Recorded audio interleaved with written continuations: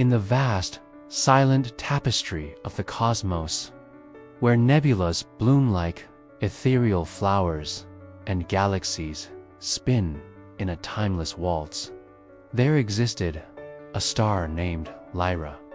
She was no ordinary star. Her light was the purest silver. Her heart pulsed with the energy of 1,000 suns, and her voice was the music of the spheres. From her celestial perch, she watched over the worlds below, a silent guardian in the endless night. Among all the worlds, one held her gaze more than any other. A small, blue-green orb teeming with life. A world the inhabitants called Earth. For eons, Lyra observed the fleeting lives of mortals. She saw their joys and sorrows, their wars and their peace, their love and their loss. She was fascinated by their capacity for deep emotion, a concept foreign to the serene, unchanging heavens. One night, a young man on Earth, an astronomer named Kale, looked up through his telescope. He wasn't just observing, he was searching, listening. He had always felt a pull towards the stars, a sense of belonging that his earthly life could not satisfy. His gaze found Lyra, a star that seemed to shine brighter just for him. Night after night, Kale pointed his telescope at Lyra. He spoke to her, sharing his dreams, his fears, and the poetry that filled his soul. In the silent expanse, Lyra heard him. His voice was a gentle melody that resonated with her stellar core. A strange, warm feeling began to bloom within her, feeling she would later understand as love. She began to answer him, not in words, but in light. She would pulse gently, shimmer with colors unseen by others, a secret language only Kale could understand. Amen.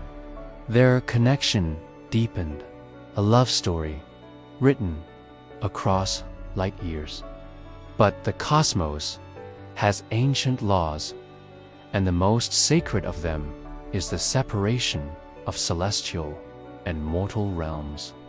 The elders of the cosmos, ancient constellations that had witnessed the birth of the universe, warned Lyra. To love a mortal was to invite chaos, to break the fundamental balance of existence. Her light belonged to the heavens, not to one fleeting life on a distant world. Torn between her duty and her heart, Lyra made a choice. Love, she decided, was a light more powerful than any star. She chose Kale. In an act of cosmic rebellion, she shed her stellar form, leaving behind her silver throne in the sky. She fell. It was not a gentle descent, but a fiery, painful transformation. She tore through the atmosphere, a streak of brilliance mistaken for a common meteor. She landed in a remote, ancient forest, her celestial energy contained within a mortal form. She was human. She found Kale, guided by the memory of his voice. When he saw her, he knew. The woman standing before him had the same light in her eyes as the star he had loved from afar. Their reunion was a moment of pure magic, a collision of two worlds that defied all logic. They were finally together. Their days were filled with a joy neither had ever known. Kale showed Lyra the simple wonders of earth, the taste of rain, the warmth of the sun on her skin, the sound of laughter. Lyra, in turn, shared with him the secrets of the universe, painting stories of stardust and cosmic winds in the night sky. But their happiness was a fragile, borrowed thing. Lyra's celestial energy, though contained, was not meant for a mortal vessel. Her body weakened, her light began to dim. The elders had been right. Her presence on Earth was disrupting the natural order. Strange weather patterns plagued the globe.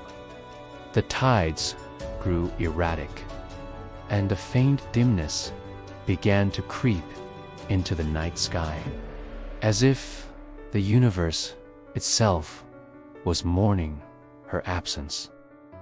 Kale watched in despair as the woman he loved, the star that had fallen for him, began to fade away. Lyra knew her time was short. She explained to Kale that her light was a part of the cosmic whole, and without it, both her world and his would eventually crumble. The only way to restore balance was for her to return to the heavens. Their farewell was heartbreaking.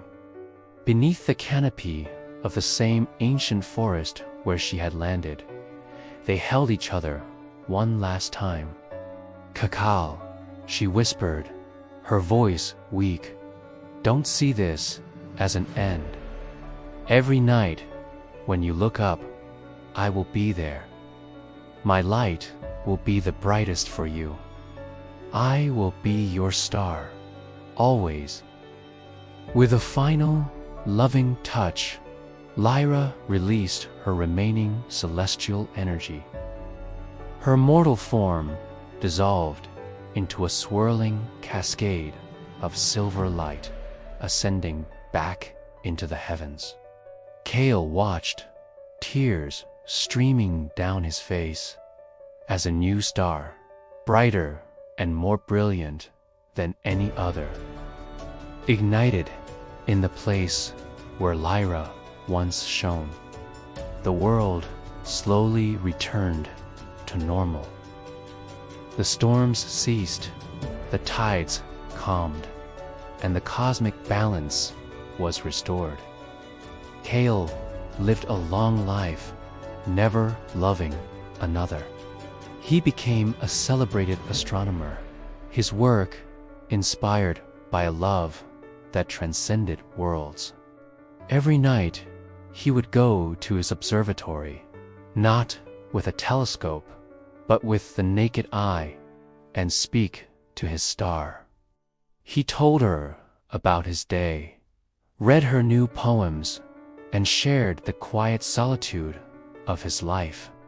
And every night, the star would flicker, pulse, and shimmer, a silver promise across the vast darkness. Centuries passed, mortals came and went. Civilizations rose and fell. But in the unchanging canvas of the night sky, a single star shone with a particular brilliance, a testament to a love that was forbidden but never truly broken. It was a story whispered on the cosmic winds, a legend known only to the moon and the endless sea of stars. The tale of the star who fell in love with a mortal, and in doing so, learned that true love doesn't mean possessing, but shining for the one you love, even from an eternity away. And so, if you ever find yourself looking up at the night sky and see one star that seems to shine just a little bit brighter. Maybe, just maybe, it's Lyra still watching over a beacon of eternal love in the infinite cosmos. Thank you for watching.